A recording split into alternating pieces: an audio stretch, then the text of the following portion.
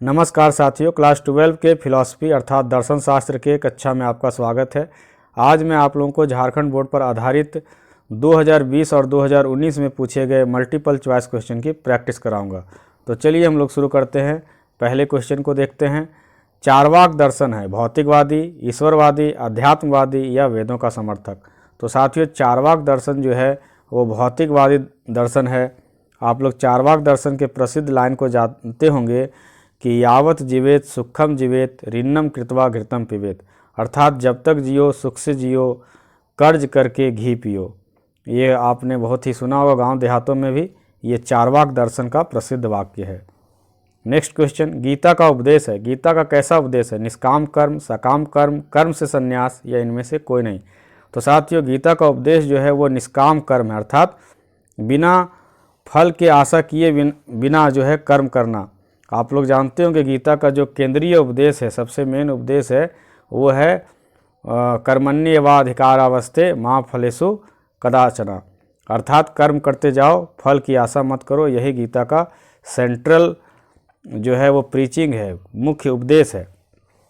Question number 3, दुख का मूल कारण क्या है? अविद्या, विवाद, ज्ञान और तृष्णा। तो साथियों, दुख का मूल कारण ज्ञान तो कभी नहीं हो सकता। विवाद है, तृष्णा भी है, लेकिन मूल कारण जो है अज्ञान का वो है अविद्या। हम लोग अविद्या के कारण ही गलत काम में फंस जाते हैं और दुखी रहते हैं। नेक्स्ट क्वेश्चन, न्याय दर्शन के प्रवर्तक कौन है? कनाद, जैमिनी, चारवाक या गौतम। तो साथियों, हिंदू शास्त्रों में 6 दर्शन हैं, जिसमें से एक प्रमुख दर्शन है न्याय दर्शन। और न्याय दर्शन के जो प्रवर्तक हैं, इसके जो प्रोपाउंडर हैं, वो हैं गौतम ऋषि। तो हमारा आंसर होगा गौतम ऋषि। क्वेश्चन नंबर 6, अद्वैत का अर्थ होता है। अद्वैत का मतलब क्या होता है? एक नहीं, दो नहीं, तीन नहीं या इनमें से कोई नहीं।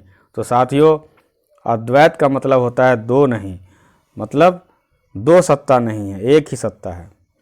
क्वेश्चन नंबर 7, कारण कार्य संबंध बताने वाले सिद्धांत है। कारण कार्य जो है कॉज एंड इफेक्ट, बहुत सुनते होंगे, साइंस में भी चलता है, फिलॉसफी में भी चलता है कि हर कार्य का कुछ कारण होता है और हर कारण से कुछ कार्य होता है। ये सिद्धांत कैसा सिद्धांत है? पूर्ववर्तीता है, अनुकर्मता है, नियमितता है या इनमें से सभी है। तो साथियों, कार्य कारण का संबंध जो है वो नियमितता से है। जैसे आप लोग जल चक्र में देखते होंगे कि पानी वाष्पित होता है तो बादल बनता है, बादल बनता है तो बारिश होती है, पानी गर्म होने के कारण फिर बादल बनता है, बादल भारी हो जाने के कारण फिर बारिश होती है। तो इसमें एक नियमितता होती है। हम लोग पुण्य करते हैं तो उसका अच्छा फल मिलता है, फिर पाप करते हैं खराब फल मिलता है, बहुत सारी बातें हैं। तो कार्य कारण सिद्धांत में जो है वो नियमितता होती है। हमारा आंसर सी सही होगा। क्वेश्चन नंबर 8, अनुभववाद के समर्थक है। अनुभववाद के समर्थक कौन है? स्पिनोजा, देकार्त, लॉक या लाइबनिज। तो साथियों, अनुभववाद के समर्थक जो हैं वो देकार्त हैं।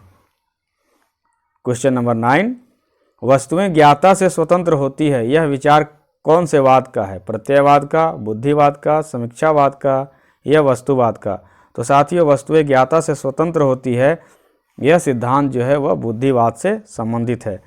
क्वेश्चन नंबर 10, भौतिक वातावरण संबंधित है। भौतिक वातावरण किसके साथ संबंधित है? वायु के साथ, जल के साथ, स्थल के साथ या इनमें से सभी। तो साथियों, भौतिक वातावरण का संबंध जो है जल, वायु और स्थल तीनों से है। तो हम लोगों ने 2020 के 10 क्वेश्चन जो पूछे गए थे उसकी प्रैक्टिस कर ली। 2019 के क्वेश्चन की प्रैक्टिस शुरू करने से पहले आपसे रिक्वेस्ट है कि अगर आप हमारे चैनल पर नए हैं तो हमारे चैनल को कृपया सब्सक्राइब कर लें, लाइक करें और सब्सक्राइब बटन के बगल में बेल आइकन दिया हुआ है उसे भी टच कर लें, ताकि जब भी मैं ऐसे वीडियो डालूं तो आपको सबसे पहले नोटिफिकेशन मिल जाए। तो चलिए शुरू करते हैं 2019 में पूछे गए प्रश्नों की प्रैक्टिस। पहला क्वेश्चन है कि दर्शन शब्द व्युत्पन्न हुआ है। व्युत्पन्न हुआ है मतलब बना है, किससे बना है? क्री धातु से, दृश्य धातु से, गम धातु से या इनमें से कोई नहीं। तो साथियों, दर्शन शब्द जो है वो दृश्य धातु से बना है। आपको कमेंट बॉक्स में बताना है कि दृश्य का मतलब क्या होता है।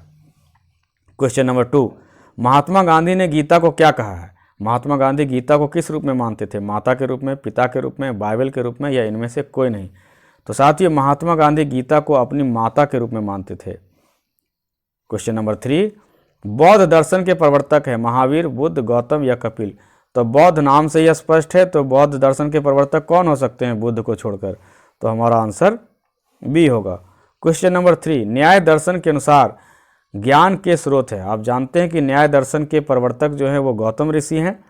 तो इसका स्रोत क्या है, कितने स्रोत हैं इनके, 1, 2, 5 या 4? तो साथियों न्याय दर्शन के अनुसार ज्ञान के जो स्रोत हैं 4 हैं। ये 4 स्रोत कौन कौन है, चलिए आपको बताते हैं। ज्ञान के 4 स्रोत हैं प्रत्यक्ष, अनुमान, उपमान और शब्द। ये 4 माध्यम से हम लोग को ज्ञान मिलता है।